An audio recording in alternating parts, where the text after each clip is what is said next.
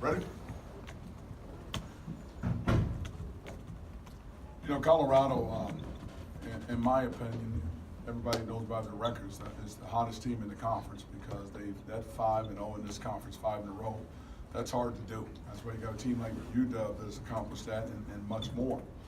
And I was looking at a stat today where UW over 500 career starts by their seniors. I think Colorado State is somewhere now close to about 300. I've got 6 guys that have been in Pullman for 8 months. And when they continue to push like that and work like that, they're just starting to learn and get a little bit better, a little bit better. It makes the game at times difficult to coach because you have to do so much to help them understand it, but it makes it very satisfying to coach when it all comes together and they push through and they learn how to close a game like that, because that is a good team, very well coached team, and we have to do it tonight and generating a lot of energy from within. I think the next part of us is just to continue to play those people that we played in the first half of the conference. Colorado just kicked us in Boulder.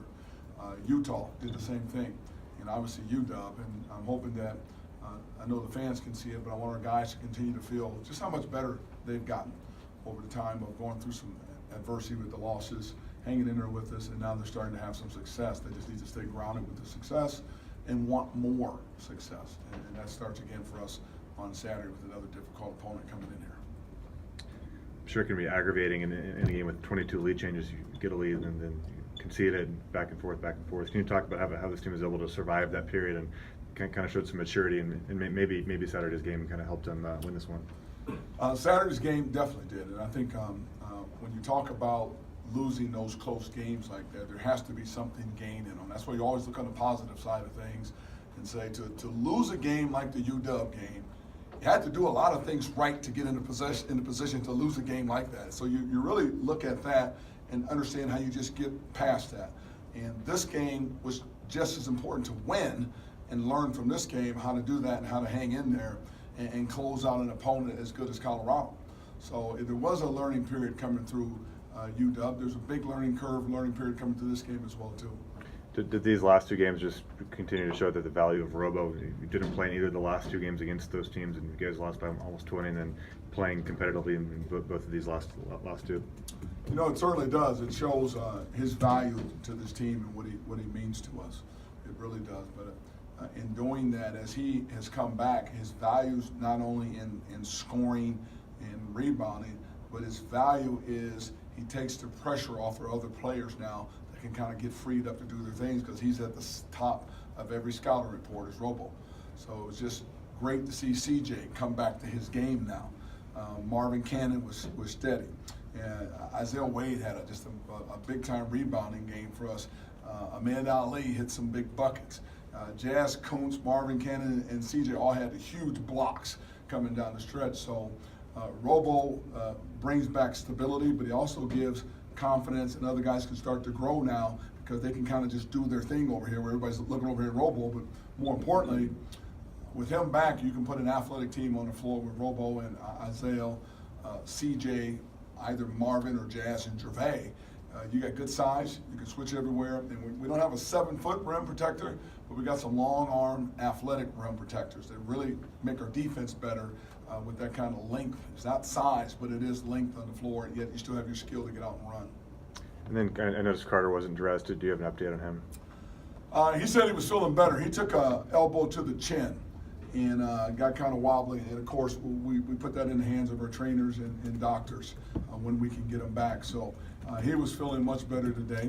I was worried about Jeff because he took a little bit of a blow too in the game, but he came out of it pretty quickly, and they gave him the green light to come back in the game. I still don't think he was as effective when he came back, so I'm hoping again that he can get his sea legs underneath him and be a little bit more effective for us by Saturday. Carter is still questionable. So in these last 4 games where your team has shown marked improvement, I mean, collectively overall, if there were one facet of the game that you could say they've raised the bar on, might there be one you'd name? Or? I would say there's a couple of areas, and it's our defense in our rebounding. Even though this is we out-rebounded Arizona State and won that game. We out-rebounded Arizona and won that game. We out-rebounded Washington. We were right there to win the game. And I think we lost a rebound battle by 2 tonight, and you won a game. So our rebounding is better because we can put length on the floor. So that's huge, one of those reasons there. And then the other reason, I think, we've settled in on rotations, and there's a better flow to the game, and guys are ready to go in and ready to contribute and do those types of things. And I think, again, a big piece is they're a lot more accountable to what we need for them to do, on the floor, off the floor. And that accountability off the floor, it gives you accountability on the floor and a lot more focused and locked in. Ahmed said after the USC game that he felt that the team had enough talent to compete with anyone in the conference and a lot of teams in the nation. You think you're starting to see the confidence kind of come out with everyone with winning 3 of the last 4? That comment was brought to me when I was in the press room, and my answer again was, it's nice to be young. Sometimes it pays to be old. And for him to make that comment, he doesn't know the other teams in the country. I think for him to make it is a bold statement and a good statement, a statement of confidence, but we have a lot of work to do to get there. And all he has to do and all you have to do is just look at tape with me. And Arizona State and Arizona, we were pretty doggone good. Washington, 19 turnovers does not look like you're one of the best teams in the country against that zone. And even tonight, there were some slippages at time too. So the difference between us, I think they're bigger, more bulkier teams.